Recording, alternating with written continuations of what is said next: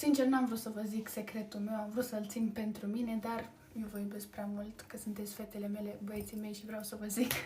Când aveam 14 ani, am purtat aparat dentar timp de 3 ani și poate din cauza asta vi se pare că am zâmbetul perfect, dinții perfect albi, dar nu au fost întotdeauna așa.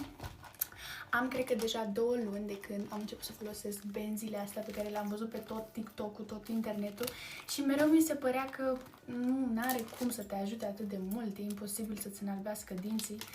Dar ce credeți? Mi le-am comandat și a fost cea mai bună decizie. Așa, vreau să vă arăt.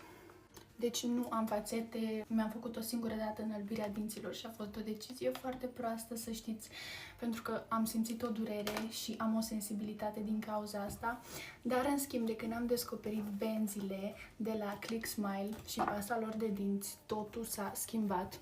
Deja m-am spălat pe dinți cu pasta aceasta. Să punem benzile pe dinți. În spate. Și a doua bandă. O să vorbesc puțin săsuită, dar... Și stau așa 30 de minute, de obicei în timpul ăsta mă machiez, mă aranjez, după aia le scot și sunt țiplă. Nu se observă că am benzi. Vă spun singurul minus pe care l-au Click Smile. Li se termină stocul prea repede, pentru că de fiecare dată când vreau să comand, s-a terminat stocul, pentru că am comandat prea repede. Așa că acum am dat încă o comandă de un set de benzi, pasta de dinți mai am, pentru că ghiciți ce, și mama mea este obsedată. Mama mea, în general, nu a crezut că au cum să înalbească dinții atât de mult, dar de când a folosit prima oară benzile, s-a îndrăgostit și ea. Au trecut 30 de minute, hai să vă arăt rezultatul. Așa, am dezlipit benzile, ador.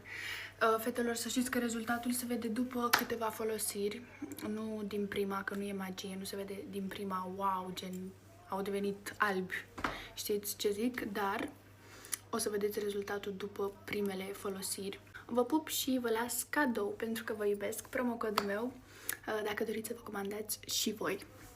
Vă pup!